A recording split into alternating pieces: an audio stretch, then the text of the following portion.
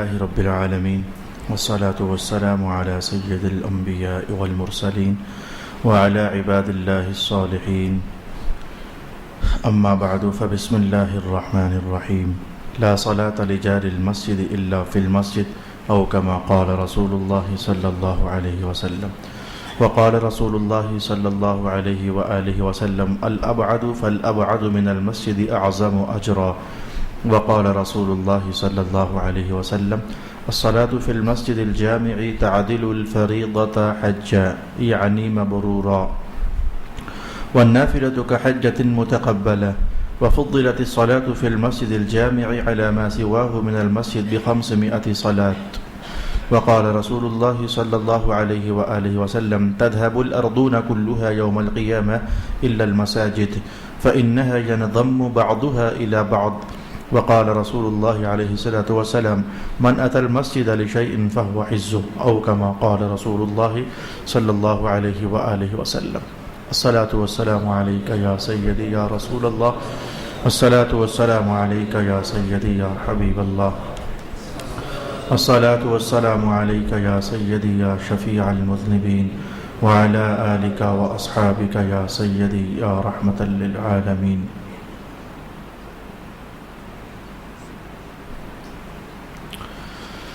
اللہ رب العالمین کے فضل سے مسجد کے عنوان پر ہم رسول پاک صلی اللہ علیہ وآلہ وسلم کی تعلیمات سماعت کر رہے تھے. آج کی نشست میں پہلی حدیث جو مسجد کے آداب، احکام، شرائط اور تعلیمات کے حوالے سے حضور نے فرمائی، اس کے الفاظ یہ ہیں کہ لا صلاۃ لجار المسجد الا فی المسجد. کچھ لوگ ہوتے ہیں مسجدوں سے دور رہتے ہیں، کچھ لوگ ہوتے ہیں مسجدوں سے قریب رہتے ہیں. جو مسجدوں سے قریب رہتے ہیں انہیں کہتے ہیں مسجد کا جار. جار کا ترجمہ پڑوسی، مسجد کا پڑوسی. مسجد کے پڑوسی کے لیے خاص حکم ہے رسول اللہ کا. سن لیں آپ میں سے کون کہاں کس مسجد کا پڑوسی ہے، حضور کا حکم سنیے.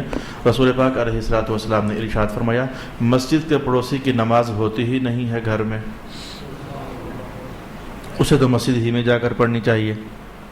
حدیث پاک کے الفاظ پورے ہوئے. مسئلہ کیا ہے؟ کیا مسجد کا پڑوسی اگر گھر میں نماز پڑھے گا تو نہیں ہوتی؟ جواب یہ ہے کہ ہوتی ہے، اور حدیث پاک سے ثابت ہے کہ ہوتی ہے. یہ جو حضور پاک علیہ الصلوۃ والسلام نے فرمایا کہ مسجد کے پڑوسی کی نماز مسجد میں گھر میں نہیں ہوتی، یہ اس کا معنی کیا ہے؟ اس میں حضور نے اظہار ناراضگی فرمایا ہے. الفاظ میں جلال ہے، اظہار ناراضگی ہے، ناپسندیدگی ہے کہ اگر پڑوسی بھی نہیں آئیں گے تو دور والے کہاں آئیں گے؟ تو گھر سارے خالی رہ جائیں گے، اللہ کے گھر سارے خالی رہ جائیں گے. اور ان ایسی چیزیں جن چیزوں میں حضور بہت زیادہ ناراض ہوتے ہیں ان میں رسول پاک علیہ الصلوۃ والسلام سرے سے نفی ہی فرما دیتے ہوتے ہیں، انکار ہی کر دیتے ہوتے ہیں. اور میں اس عنوان کو پختہ کرنے کے لیے آپ کو یہ حدیث بتاتا ہوں اور پھر یہ بتاتا ہوں اور یہ بتاتا ہوں. جو بندہ امانتوں میں خیانت کرتا ہے، اتنا ناراض ہوئے حضور کے الفاظ یہ ہیں لا ایمان لمن لا امانت لہ. جس نے امانت میں خیانت کی اس کا ایمان ہی نہیں ہے. حالانکہ خیانت کرنے والا ہے مسلمان مومن، کافر نہیں ہوا، خیانت کرنے سے کافر نہیں ہوا، لیکن شدید ناراضگی رسول پاک علیہ الصلوۃ والسلام نے فرمایا. جیسے کہ میں جب شدید ناراض ہوتی ہے تو میرا پتر ہی نہیں، حالانکہ پتر ہوتا ہے کہ اب یہ مانا تھوڑا کہ پتر ہی نہیں، پتر ہوتا ہے لیکن وہ شدید ناراضگی. اچھا ایک اور حدیث دیکھیں لا ایمان لمن لا عہد لہ. جس بندے نے عہد نہیں نبھایا، وعدے توڑتا ہے، اس کا ایمان ہی نہیں ہے. وعدہ توڑنے والا مسلمان ہے لیکن حضور کا یہ فرمانا کہ یہ مومن ہی نہیں ہے، سمجھو کہ یہ انتہائی شدید اظہار ناراضگی ہے. بس ایسے ہی یہاں سمجھ لیجئے نماز مسجد میں پڑھ لو تب بھی ہوتی ہے، گھر میں پڑھ لو تب بھی ہوتی ہے، کہیں بھی پڑھ لو ہو جاتی ہے، فرض ہاتھ سے ٹل جاتا ہے. لیکن آپ یہ سمجھو کہ نماز کیوں پڑھی جاتی ہے؟ اللہ خوش ہو جائے. نماز کیوں پڑھی جاتی ہے؟ رسول اللہ خوش ہو جائیں. تو حضور فرماتے ہیں میں تو پھر خوش نہیں ہوا. جب حضور خوش نہیں ہوئے پھر اللہ بھی خوش نہیں ہوا. یہ تو فیصلہ ہے. سرکار کی خوشی میں اللہ خوش ہوتا ہے، رسول اللہ کی ناراضگی میں اللہ تعالیٰ ناراض ہوتا ہے. یہ اعلان تو ہزاروں جگہوں پر رسول پاک علیہ الصلوۃ والسلام نے ارشاد فرمائے ہیں. لہذا اب میں آتا ہوں آپ کی طرف. مذہب کا چیپٹر ادھر سے اس حدیث پر میں نے کلوز کیا. اب میں آؤں آپ کی طرف. آپ کیوں نہیں پڑھتے مساجد کے اندر نماز؟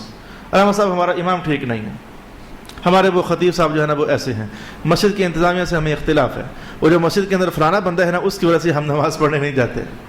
یہ بھائی اس کو آپ ذرا اپنی مسجد سے واپس میرے پاس آ جاؤ، میرے پاس آ کر بیٹھ کر سوچ کر بتاؤ ذرا یہ دلیل ہے؟ یہ دلیل ہے کہ اگر ایک بندہ ٹھیک نہیں تو میں اپنی نیکیاں ضائع کر دوں؟ مسجد کا امام ٹھیک نہیں ہے، میری بنتی نہیں ہے تو میں اپنی جنت ضائع کر دوں؟ ہے؟ مسجد کے امام سے اگر آپ کی بنتی نہیں تو جنت ضائع کر دو کیا؟ مسجد کے خطیب سے آپ کی بنتی نہیں تو جنت ضائع کر دو کیا؟ مسجد کا جو فلانا بندہ ہے انتظامیہ کا بڑا سخت مزاج ہے تو کیا جنت ضائع کر دو اپنی؟ خدا کے بندو یہ دلیل نہیں ہے. لہذا یہ ایک شیطان نے وسوسہ ڈالا ہے, اس وسوسے کو نوچ کر پھینک دو. اور آج کی نشست کا پہلا حکم میں نے آپ کو 3-4 مختلف اینگلز سے بتانا چاہا. لا صلاۃ لجار المسجد الا فی المسجد. مسجد کے پڑوسی کی نماز ہوتی نہیں ہے, اگر ہوتی ہے تو مسجد ہی میں ہوتی ہے. مانا یہ تھا کہ مسجدوں کو آباد کرنے کا اہتمام. اس لیے اس کے فوراً بعد حدیث کے الفاظ کیا ہیں؟ قال رسول اللہ صلی اللہ علیہ وسلم اذا رأيتم الرجل يعتاد المسجد. اگر تم دیکھو نا کہ کسی بندے کی عادت مسجد بن چکی ہے, کسی بندے کی عادت مسجد بن چکی ہے, اور عادت مسجد بن چکی ہے کہ مانا ہمیں پتہ ہے آنا جانا آنا جانا آنا جانا. جس بندے کی عادت مسجد بن چکی ہے تو حضور نے فرمایا کہ تم بھی اور میں بھی اور مل کر گواہی دیتے ہیں کہ یہ بندہ اندر سے مومن ہے, یہ بندہ اندر سے مومن ہے.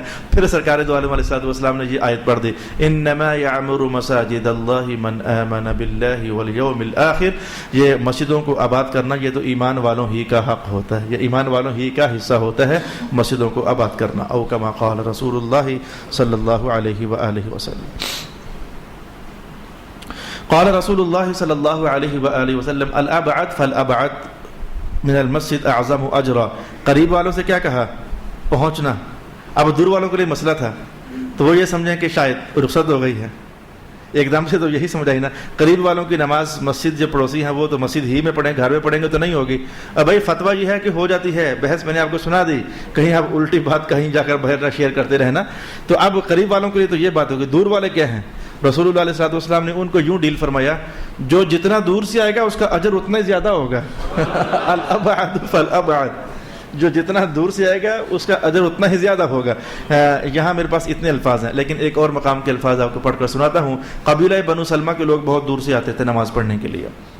تو بارشیں ہوتی, اندھیریاں ہوتی, طوفان ہوتے, اندھیری راتیں ہوتی تو تکلیف ہوتی انہیں, شدت گرمی ہوتی تو خاص کر کے ظہر کی نماز بڑا مسائل تو تھے. ارادہ کیا, آپس میں سوچو بچار کی, ہم وہ پراپرٹی بیچ کر مسجد سے قریب آ جاتے ہیں. حضور پاک کو اطلاع ہو گئی, وہ وہاں سے بیچ کر قریب آنا چاہتے ہیں. تو رسول اللہ علیہ السلام نے پہلے تو فرمایا کہ اے کاش کہ وہ ایسا نہ کریں, اے کاش کہ وہ ایسا نہ کریں. اس جملے پر محدثین نے بحث کی ہے, اے کاش کہ وہ ایسا نہ کریں. حضور کیوں چاہتے تھے کہ وہ ایسا نہ کریں؟ اب اسلام کا درخت نیا نیا تھا, مدینہ کے ماحول میں نیا نیا تھا, اور ہر طرف شرارتیں, سازشیں, مکاریاں, دغے, فریب, دشمنیاں, عداوتیں, یہودی, منافقین, عیسائی, نان مسلمز, پتہ نہیں کیا کیا کیا کیا کیا لگے ہوئے تھے. تو حضور چاہتے تھے کہ میرے غلام, میرے سپاہی ہر طرف مختلف علاقوں میں موجود رہیں تاکہ انویسٹیگیشن ہوتی رہے, واقعی حالات سے واقفیت ہوتی رہے, وہاں کی خبریں ہم تک پہنچتی رہیں کہ ادھر کیا ہو رہا ہے, ادھر کیا ہو رہا ہے. یہ ایک ریاستی پالیسی کے اصولوں میں سے ایک تھا کہ ایسا نہ ہی کریں تو اچھا ہے. اور پھر ساتھ ہی آپ نے توجہ ایک اور طرف پھیری سننے والوں کی, اور قبیلہ بنو سلمہ والوں کی توجہ حضور نے ایک اور طرف پھیری, اور جملہ آپ نے یہ ارشاد فرمایا کہ دیکھو رب کائنات نے ارشاد فرمایا ہے, نحن نکتب ما قدموا وآثارهم. جب یہ لوگ اللہ کے راستے میں چلتے ہیں تو جو ان کے قدم ہوتے ہیں ہم ان کو, اللہ فرماتا ہے ہم ان قدموں کو بھی لکھتے ہیں, قدم اٹھ جانے کے بعد جو پیچھے نشان پڑا ہوتا ہے ہم ان نشانوں کو بھی لکھ رہے ہوتے ہیں. یا پھر ان کی عزت افزائی کی خاطر رسول پاک علیہ السلام نے سورۃ یاسین شریف کے یہ الفاظ بھی پڑھ دیے. تو لہذا میں عرض کرنا چاہوں گا, قریب والوں کا حق کسی اور طرح کا ہے, وہ پہنچے. بھائی پڑوسی ہیں. کل میں کہ شادی میں گیا تو پرسوں تو ایک نوجوان, میں نے کہا آپ مہمان ہو کے پڑوسی, کہنے لگا میں تو مہمان ہوں. میں نے کہا کہاں سے آئے؟ نہ, میں نے کہا مہمان ہو کے میزبان ہو. کہنے لگا جی میں تو مہمان ہوں. میں نے کہا کہاں سے آئے ہو؟ کہنے لگا ساتھ والے گھر سے. اور میں نے کہا جو پڑوسی ہوتے ہیں وہ مہمان نہیں ہوتے, وہ میزبان ہوتے ہیں. انہیں چاہیے کہ وہ اپنے آپ کو میزبان سمجھیں. تو قریب والے جو ہے وہ آپ لوگ کیا کہتے ہو؟ آپ لوگ خود کہتے ہو کہ رشتہ دار تو بعد میں پہنچتے ہیں, گوانڈی پہلے پہنچتے ہیں. تو اللہ کے گھر کے اندر بھی گوانڈی پہلے پہنچے نا. تو یہ اسی بات کو میں نے کہہ کر اب اگلی حدیث آپ کے لیے پڑھنا چاہتا ہوں. تو یہ تو ہے کہ جو جتنا دور سے آئے گا اللہ تعالیٰ اس کا اجر زیادہ فرماتا ہے. اچھا, تو اس میں ایک وضاحت ہے کہ رسول پاک علیہ السلام نے فرمایا کہ ویسے تم کوشش کرو کہ کس طرح کی مسجد میں نماز پڑھو, قریب والی مسجدوں میں پڑھو. یہ حکم جرنل ہو گیا, لیکن ایک اس سے بھی اعلیٰ درجہ ہے. وہ کیا ہے؟ تم کس طرح کی مسجد میں نماز پڑھو. رسول پاک علیہ السلام نے ارشاد فرمایا کہ جہاں جمعہ ہوتا ہے تم وہاں نماز پڑھو, یعنی مسجد جامعہ کے اندر کوشش کرو کہ نماز پڑھو. اور اس کی فضیلت اور رسول پاک علیہ السلام نے یہ ارشاد فرمایا, وہ چونکہ بڑا مرکز ہوتا ہے, وہ چونکہ بڑا مرکز، اور بڑے مرکز کو جمعے والے دن جیسے آباد نظر آنا چاہیے تو جمعے کے علاوہ بھی زیادہ ہی آباد نظر آنا چاہیے۔ بڑے مراکز ہوں تو ان کے احکام اور ہوتے ہیں، چھوٹے مراکز ہوں تو ان کے احکام اور ہوتے ہیں، آپ کو اس یہ تو آپ خود محسوس کرتے ہو۔ چھوٹی دکان ہو تو اس کے احکام اور ہیں، بڑے دکان ہو تو اس کے احکام، لیبر بڑھ جاتی ہے، بجلی کے کنیکشن بڑھ جاتے ہیں دنیا کے احکام میں، تو بڑے مرکز کے احکام زیادہ ہوتے ہیں، چھوٹے کام ہوتے ہیں۔ میں جو جامعہ مسجد ہے وہاں نماز پڑھو۔ پھر اس پر سرکار دو عالم علیہ السلام نے یہ وضاحتی بیان ارشاد فرمایا، الصلاۃ فی المسجد الجامع، جو بندہ جامعہ مسجد میں جا کر نماز پڑھتا ہے، آپ توقع نہیں کر سک رہے کہ میں کیا کہنے جا رہا ہوں، آپ کو امید نہیں ہے کہ میں اتنے بڑی بات کہنے والا ہوں، کیونکہ حضور پاک نے فرمائی ہے، آپ سوچ بھی نہیں سک رہے ہو کہ کتنی کوئی بڑی بات اب ان قریب آپ کے سامنے آنے والی ہے۔ جو بندہ جامعہ مسجد میں نماز ادا کرتا ہے تو حضور پاک نے فرمایا کہ اس کی یہ نماز جو ہے نا یہ حج کا ثواب رکھتی ہے۔ سوچ سے زیادہ ہے، اور اللہ تعالیٰ کب سوچ کے برابر ثواب دیتا ہے؟ کبھی بھی، کب؟ وہ جب بھی دیتا ہے سوچوں سے زیادہ ہی عطا فرماتا ہے۔ نہیں سمجھ آئی؟ یہ اماں جان گھر میں ابھی گھر سے داخل ہوا تو میں نے ایک نظر اماں جان پر ڈالی اور پھر گھر سے باہر نکل آیا۔ ایک نظر ڈالنے سے کیا ہوتا ہے؟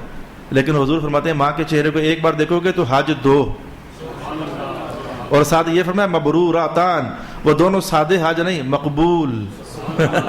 اللہ کبھی بھی بندے کی سوچ کے مطابق ثواب دیتا ہے۔ اللہ کے سارے انعامات بندے کی سوچ سے باہر کے ماورائی ہوتے ہیں۔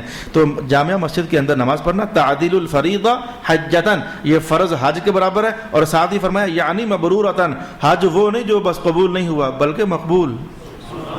اس کے بعد والنافلۃ کحجۃ متقبلہ، جامعہ مسجد میں اگر کسی نے کوئی نفل نماز پڑھی ہے، یہ نفل نماز کیا ہوتی ہے؟ میں ایک دو جملے بول دیتا ہوں اس پر۔ نفل نماز کیا ہوتی ہے؟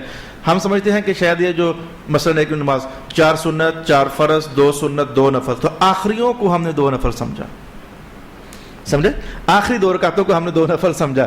اصل ماجرا یہ نہیں ہے، فرضوں کے علاوہ جو نماز بھی ہوتی ہے اسے نفل ہی کہتے ہیں، لہذا 4 سنتے بھی درجہ نفل میں ہیں، 4 فرض ہو گئے، فرض سے 2 سنتے بھی درجہ نفل میں ہیں، تو آخری 2 نفل بھی درجہ نفل میں ہیں۔ فرق صرف یہ ہے کہ جن کو ہم نے سنت کہا یہ وہ نفل تھے جو حضور پاک پڑھتے ہوتے تھے، اور جن کو ہم نے نفل کہا یہ وہ نفل ہے جو بعد والے علماء نے کہا چلو کچھ ہمت کیا کرو، پڑھ لیا کرو، ساتھ کچھ ہمت کیا کرو، پڑھ لیا کرو۔ کیوں؟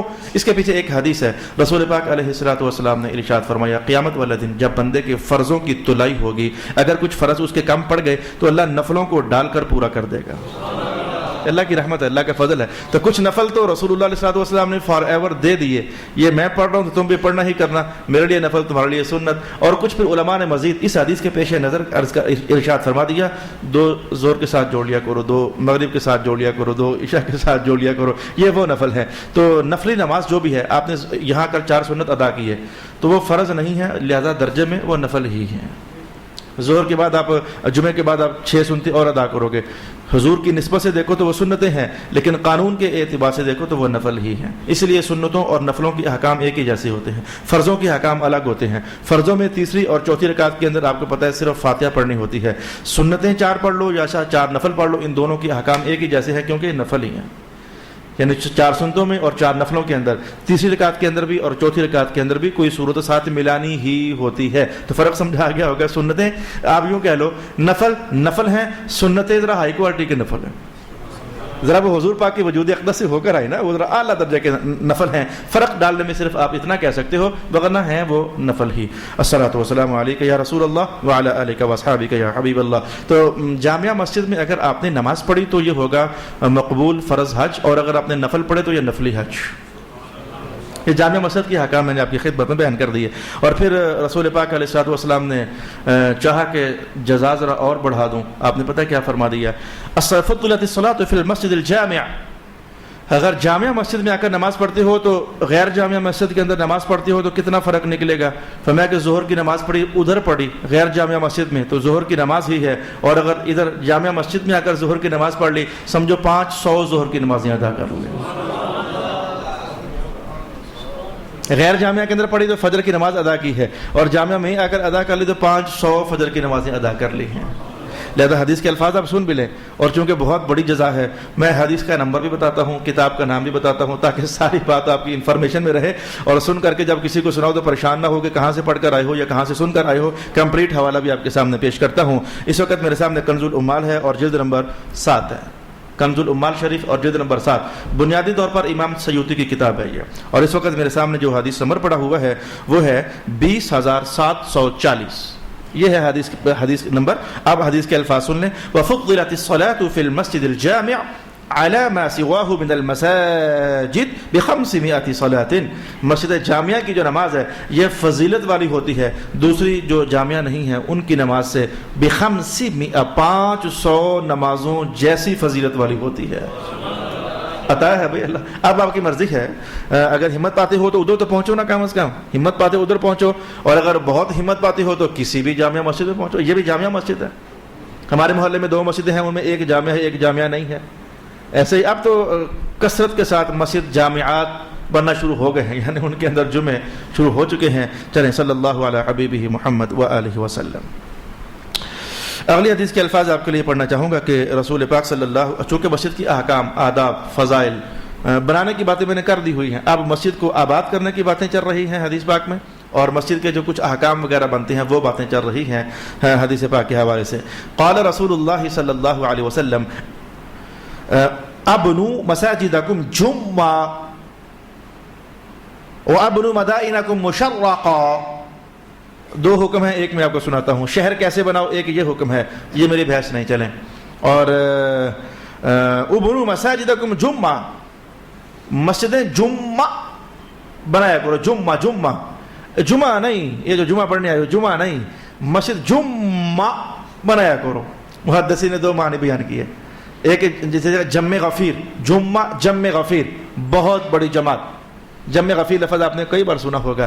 تو مسجدیں جماعتوں کے حساب سے بناؤ, ایک نہ بناؤ کئی بناؤ. ایک معنی اس کا یہ ہے, مسجد بناؤ تو ایک نہیں کئی مساجد بناؤ.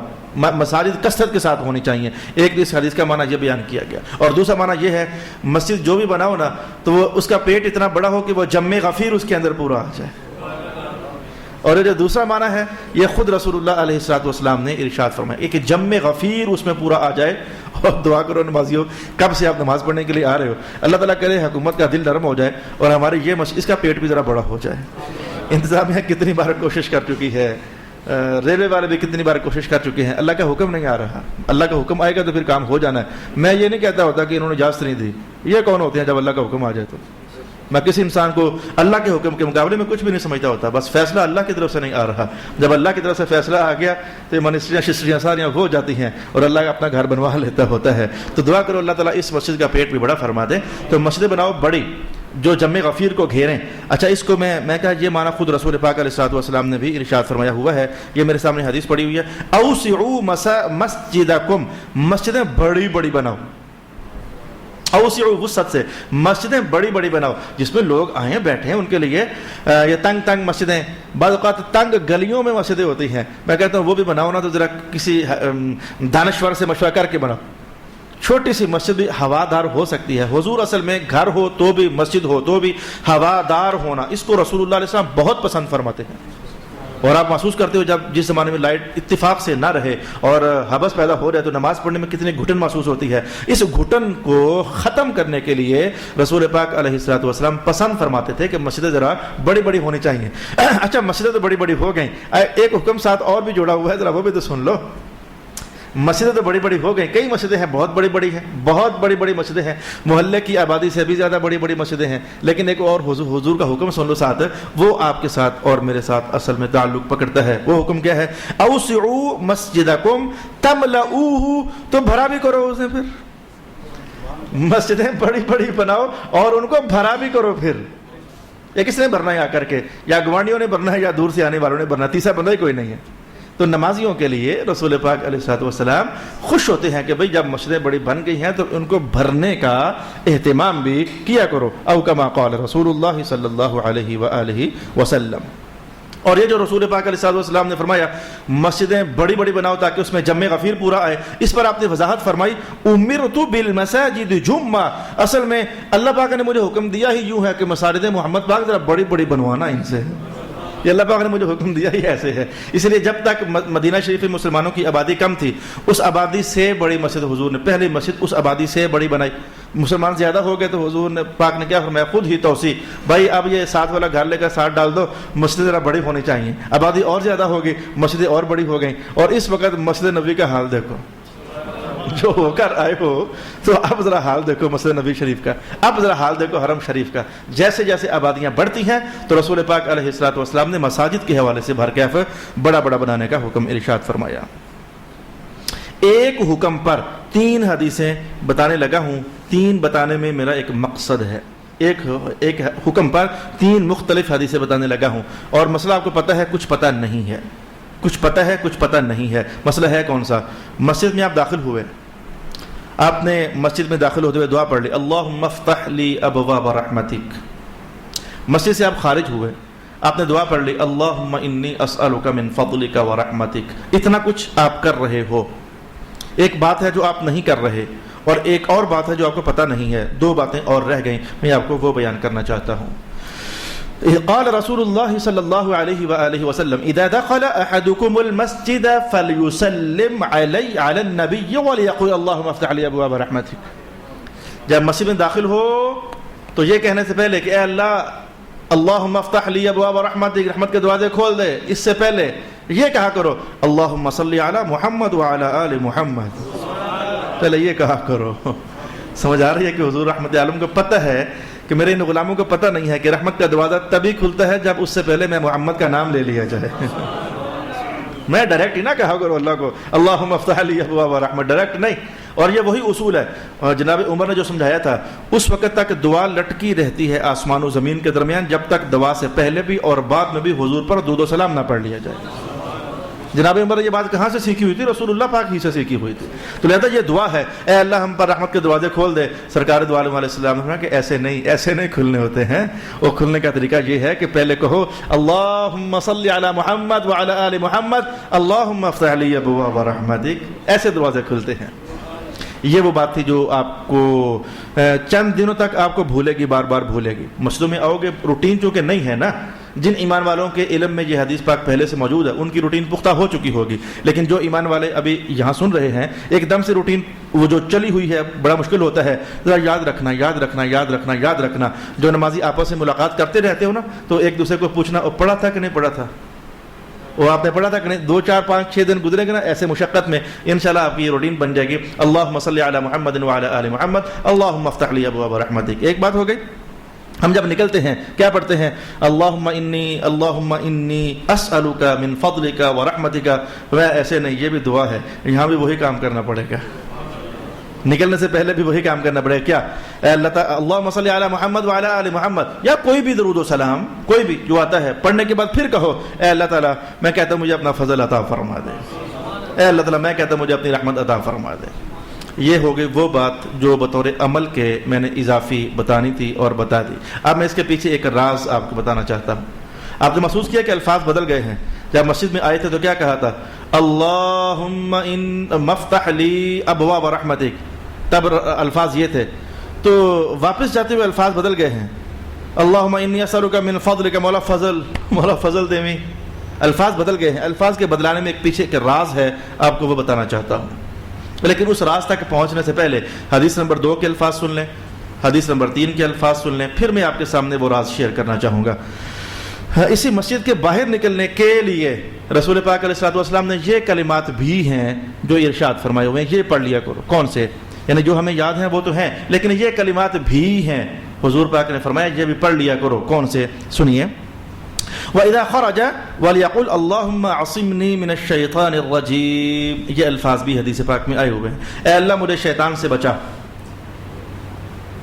باہر نکلتے وقت یہ کلمات بھی سرکار نے پڑھے ہوئے ہیں، اللہم انی اسألک من فضلک، اور یہ بھی پڑھے ہیں اللہم اعصمنی من الشیطان الرجیم. ایک الفاظ اور ہیں، قسم کے الفاظ اور ہیں، وہ بھی سن لیجئے. رسول پاک علیہ الصلوۃ والسلام نے ارشاد فرمایا کہ ہاں وہ اس کے اندر میں آپ کو راز بتانا چاہوں گا. الفاظ یہ ہیں اللہم انی اعوذ بک من ابلیس وجنودہ. اے اللہ تعالیٰ میں شیطان اور اس کے لشکروں سے تیری پناہ چاہتا ہوں، مجھے بچا. حدیث نمبر 3 یا حدیث نمبر 2 عنوان اندر ایک ہی ہے، یہ کہنا کہ اے اللہ مجھے شیطان سے بچا، یہ حدیث نمبر 2 ہے۔ حدیث نمبر 3 اے اللہ مجھے شیطان اور اس کے لشکروں سے بچا، یہ حدیث نمبر 3۔ تو بات ایک ہی ہے، شیطان سے بچا، شیطان کے لشکروں سے بچا، بات ایک ہی ہے۔ تو ہمارے سامنے دو چیزیں آئیں، یہ مانگو اللہم انی اسألک من فضلک و رحمتک، اور ایک یہ شے آئی اے اللہ شیطانوں سے بچا، مسجد سے نکلتے وقت، داخل ہوتے وقت نہیں، مسجد سے نکلتے وقت اے اللہ شیطانوں سے بچا۔ یہ جو الفاظ تبدیل ہوئے ہیں مسجد سے نکلتے وقت، اس کے پیچھے ایک راز ہے جو ہم کبھی بھی نہ جان سکتے، جو ہم کبھی بھی نہ دیکھ سکتے۔ یہ سرکار دو عالم علیہ الصلوۃ والسلام کی کرم نوازی ہے ہم امتیوں پر، کہ میں دیکھ رہا ہوں جو تم نہیں دیکھ رہے، یہ پڑھو یہ حضور فرمائے وجہ کیا ہے، ہم یہ الفاظ بدل رہے ہیں، وجہ کیا ہے؟ لو اب حدیث کے الفاظ سن لو۔ قال رسول اللہ صلی اللہ علیہ وسلم اذا اراد ان احدکم اذا اراد ان یخرج من المسجد، جب تم نماز پڑھ کر فارغ ہوتے ہو نا، تو یہ تو نہیں کہ شیطان بڑا خوش ہوا کہ واہ واہ بڑا بندہ نماز پڑھی، وہ خوش نہیں ہوا، بڑی تپ چڑھی ہوئی ہے اسے۔ جب تم نماز پڑھنے آئے تھے تو پتہ اس کے ساتھ ہوا کیا تھا، شیطان کے ساتھ اسے وہ غصہ بھی تک باقی ہے۔ جب نماز پڑھنے آپ آ گئے تھے نا، اس کو ہوا کیا تھا سن لیں۔ رسول اللہ علیہ السلام فرماتے ہیں جب اذان ہوتی ہے تو شیطان پر بوجھ ڈلتا ہے شدید، اور وہ اس بوجھ کی تاب نہ لاتے ہوئے بھاگتا ہے، جہاں تک مؤذن کی آواز جا رہی ہوتی ہے وہاں تک بھاگتا ہے، اور اس کی تکلیف کا حال یہ ہوتا ہے، رسول اللہ علیہ السلام نے فرمایا جیسے گدھے پر بوجھ لا دو تو اس کے پیچھے سے پھسکیاں پھس کرتا جاتا ہے، تو وہ شیطان جب بھاگ رہا ہوتا ہے تو اس کی پھسکیاں نکل رہی ہوتی ہیں، اتنی شدت اور تکلیف محسوس کرتا ہے اذان کے کلمات کی۔ تو اب جب تم نماز پڑھنے آگے اسے اور آگے لگ گئی، اب جب نماز پڑھ کے فارغ ہوتے ہو وہ تپا بیٹھا ہے، ایک قابو نہیں آ سکے میرے، یہ الفاظ میں بول رہا ہوں حدیث کو سمجھانے کے لیے، تپا بیٹھا ہوا ہے کہ یہ میرے قابو نہیں آئے۔ اب کیا ہوتا ہے؟ سرکار دو عالم علیہ السلام نے فرمایا کہ وہ انتظار کرتا ہے، جب تم نماز پڑھ رہے ہوتے ہو وہ باہر جناب انتظار کر رہا ہوتا ہے، نماز پڑھ کے جب نکلنے لگتے ہو اب کیا ہوتا ہے تصویر سمجھنا۔ ان احدکم اذا اراد ان یخرج، تم میں سے کوئی ایک جب باہر نکلنے کا ارادہ کرتے ہیں نا مسجد سے، تو وہ کیا کرتا ہے؟ تداعت جنود ابلیس، تداعت جنود ابلیس، تو شیطان آوازیں مارتا ہے آ بھائی آ رہا ہے، اللہ اکبر، آجو آ رہا ہے فلانا، یعنی جو آپ سب ہم میں سے کوئی ایک نہیں، کسی کا نام لے کر میں بات سمجھا سکتا ہوں، آ جاؤ بھائی وہ نکل رہا ہے۔ تداعت واجلبت، سارے شیطان اکٹھے ہوتے ہیں، واجتمعت اور اکٹھے ہوتے ہیں۔ سرکار دو علیہ نقشہ کھینچا، کما تجتمع النخل علی یعصوبها، جیسے شہد کی مکھیاں اپنے چھتے پر اکٹھی ہوتی ہیں، ایسے اکٹھے ہوتے ہیں شیطان۔ آ رہا ہے وہ، نماز پڑھنے کیا ہوا تھا۔ اچھا پھر کیا ہوتا ہے؟ فَإِذَا، اچھا تو سرکار دو عالم علیہ السلام نے کہ اب وہ تم پکڑے گا، باہر حملے کرے گا، وسوسے ڈالے گا، تو جب تم دروازے سے نکلنے لگو نا تو اس کے قابو آنے سے پہلے ہی کہہ دو اے اللہ کھڑے ہیں شیطان بچانا، اپنا فضل عطا فرما دے مجھے۔ یہ راز تھا، یہ راز ہم کبھی بھی نہ جان سکتے، کبھی بھی نہ دیکھ سکتے اگر رسول پاک علیہ الصلوۃ والسلام ارشاد نہ فرماتے۔ اب میں آپ کو بتاؤں، جو تصویریں ماحول کے اندر ہوتی ہیں بتاتا رہتا ہوں، نہیں اچھی ہوتی ہیں پھر بھی بتاتا رہتا ہوں، مجھے کہتے ہوئے بات کا شرم آ رہی ہوتی ہے، یار یہ میں کیا بول رہا ہوں، لیکن مجھے وہ مقصد کو سمجھانے کے لیے بتانا پڑتا ہے۔ ایسے نمازیوں کو دیکھا نماز پڑھ کر نکلے، باہر جا کر تاش کھیل رہے ہیں، شیطان نے قبضہ کیا ان پر، میں نے دیکھا ہے ایسے۔ آپ بھی اسی دنیا میں رہتے ہو نا، نماز پڑھ کر ہٹے ہیں، باہر نکلتے ہی ایک دوسرے کے خلاف چغلی کر رہے ہوتے ہیں، نماز پڑھ کر مسجد سے باہر نکلے ہیں، ساتھ ہی امام مسجد کے خلاف چغلی کر رہے ہوتے ہیں، نماز پڑھ کر باہر نکلے ہیں تو باہر نکلتے نکلتے جوتیاں پہننے پر لڑائی جھگڑا کر لیتے ہیں۔ یہ سارے ماجرے وہ ہیں، شیطان اکیلا نہیں اپنے لشکروں کے ساتھ مل کر آؤ بھائی آ گیا ہے، تو جب ہم نماز پڑھ کر نکلتے ہیں تو ایسے حملے ہوتے ہیں ہم پر، خیالات بدلتے ہیں۔ بلکہ کئی بار دکاندار لوگوں کو، گاہکوں نے یا دکانداروں ہی نے یہ تانے بھی مارے ہیں، انہیں یار نماز پڑھ کر شرم کرے کہ کرنا پہ، کوئی کام بھی ایسا ہو رہا ہوتا ہے غلط، کوئی بھی غلط کام ایسا ہو رہا ہوتا ہے، لوگ تانے مار دیتے ہیں، بھائی صاحب انہیں نماز پڑھ کے ہوتے گلا کیے ہوئے کرنے ہو، وہ تانا مارنا پیچھے ہوتا یہ کہ شیطان حملہ کر چکا ہوتا ہے، ایسی حرکت کرواتا ہے کہ شیطان اس کو لوٹ چکا ہوتا ہے۔ یہ میں نے آپ کے ماحول کی تصویر آپ کو بتائی۔ اس مسئلے کو اب میں حاصل کلام اور نتیجے کے طور پر آپ کے سامنے یوں لانا چاہوں گا۔ مسجد میں جب داخل ہونا چاہیے تو پہلے حضور رحمت عالم کی ذات اقدس پر درود و سلام پڑھنا چاہیے، پھر دعا پڑھنی چاہیے۔ مسجد سے جب نکلنا چاہیے تو پہلے حضور رحمت عالم پر درود و سلام پڑھنا چاہیے، پھر دعا کرنی چاہیے، اور پھر دعا کبھی یہ بھی کر لو، نہیں عربی یاد ہوتی تو نہ صحیح، اللہ کو اردو کا بھی پتہ ہے، اللہ کو پٹھاری بھی آتی ہے، اللہ کو پنجابی بھی آتی ہے، خالق ہے وہ تو جس زبان میں آپ کہہ سکتے ہو اللہ سے کہہ دو اے اللہ ان شیطانوں سے مجھے بچانا. یہ ہے مکمل مسئلہ مسجد کے اندر داخل ہونے کے حوالے سے اور مسجد سے باہر نکلنے کے حوالے سے. اللہ تعالی ہمیں اس پر بھی عمل نصیب فرما دے. میں ایک حدیث کہتا ہوں، آدھا کو منٹ میرے پاس بچتا ہے. کئی مساجد میں سے ایک مسجد یہ بھی ہے جس مسجد کے اندر اللہ نے مجھے سعادت مندی عطا فرمائی. آج تک مجھے راز پتہ نہیں ہے یہ پھول کون رکھتا ہے، میں نہیں جانتا کون رکھتا ہے، میں نے نہ کبھی پوچھا ہے نہ مجھے پتہ ہے کون رکھتا ہے، لیکن 15 سال سے کوئی اللہ کا بندہ ہے جو یہ پھول رکھتا ہے. پھر جمعے والے دن داخل ہوتا ہوں مسجد کے اندر تو خوشبو آ رہی ہوتی ہے. یہ جو مساجد کے اندر خوشبو کا اہتمام ہے اس پر حضور کتنے خوش ہوتے ہیں آپ کو یہ مسئلہ بتاؤں. سرکار کتنے خوش ہوتے ہیں میں آپ کو یہ مسئلہ بتانا چاہتا ہوں. رسول اللہ علیہ وسلم نے فرمایا کہ تحفۃ الملائکۃ تجمیر المساجد. جو بندہ مسجدوں میں خوشبو کا بندوبست کر رہا ہے اسے سمجھنا چاہیے وہ فرشتوں کو تحفے دے رہا ہوتا ہے، وہ فرشتوں کو تحفے دے رہا ہوتا ہے. پتہ نہیں کون 15 سال سے کتنے کو فرشتوں کو تحفے دے چکا، میں نہیں جانتا. جو بھی ہے اللہ تعالیٰ قبول فرمائے. ہماری ایک عادت ہے ہمارے مشائخ نے بتائی، بتا جی تمہارا کام ہے محراب اور ممبر، بس انتظامیہ کا کام ہے مسجد کو سنبھالنا، انہیں اپنا کام کرنے دو، تم اپنا کام کرو. ان کے کام میں خلل اندازی نہ کرو، وہ کیا کرتے ہیں کیا نہیں کرتے. وہ بہتر سمجھتے ہیں مسجد چلانے کیسے ہے، تم بہتر سمجھتے ہو محراب کیسے چلانا ہے. اس لیے میرے یہ سب انتظامیہ کے لوگ بیٹھے ہوئے ہیں، میں نے کبھی ان کے کام میں دخل اندازی نہیں کی. صف ٹوٹ گئی ہے جی، مجھے اس سے غرض ہی نہیں ہے جی. چٹائیاں پرانی ہو گئی، مجھے اس سے غرض ہی نہیں ہے جی. کس امام کو رکھ رہے ہو کس کو نکال رہے ہو، مجھے اس سے غرض ہی نہیں ہوتی. بھی ہمارا کام ہے ہفتے بعد آتا ہوں، ممبر میرا ہے اس مسجد کے اندر، اسی کی ڈیوٹی نبھاتا ہوں. اس لیے کبھی پوچھا ہی نہیں کہ یہ پھول کون رکھتا ہے، خوشبوئیں کون لگاتا ہے، لیکن اللہ تعالیٰ کو پتہ ہے. تو میں نے یہ ایک حدیث آپ کو بتائی کہ مسجدوں کو آج کل ایک اچھا سسٹم آیا ہوا ہے. ویسے آج کل یعنی کافی عرصے سے وہ کوئی پمپ سا ہوتا ہے تو وہ لگا دیتے ہیں دیواروں کے ساتھ، تو اس کی ٹائمنگ ہوتی ہے، تو ہر 5 سیکنڈ کے بعد یا ہر 10 سیکنڈ کے بعد جو بھی ایڈجسٹ کر دیتے ہیں وہ ایک شاور سا نکلتا ہے تو وہ ایک ماحول کو قدرے معطر کر دیتا ہے. یہ ایک اچھی سی شے ہے، اچھی بات ہے، وہ بھی اچھی شے ہے، اور جو جس طرح بھی کر رہا ہے وہ بھی اچھی شے ہے. آج کی نشست میں ہم نے اس طریقے سے اور بہت سارے مسجدوں کے احکام سیکھنے کی کوشش کی ہے، لیکن ابھی بہت سارے اور بھی باقی ہیں. تسلی سے تفصیل، چونکہ یہ میرا اپنا مرکز ہے، یا مجھے کسی کا پریشر نہیں ہے کہ جلدی ختم کرو عنوان. تسلی سے تفصیل سے ہم مسجدوں کے احکام انشاءاللہ سیکھ چکے بھی ہیں اور مزید سیکھ رہے بھی ہیں. جب تک اللہ تعالیٰ توفیق دے گا ساری حدیثیں اکٹھی کر کے آپ کے لیے بیان کروں گا. وآخر دعوانا الحمدللہ رب العالمین.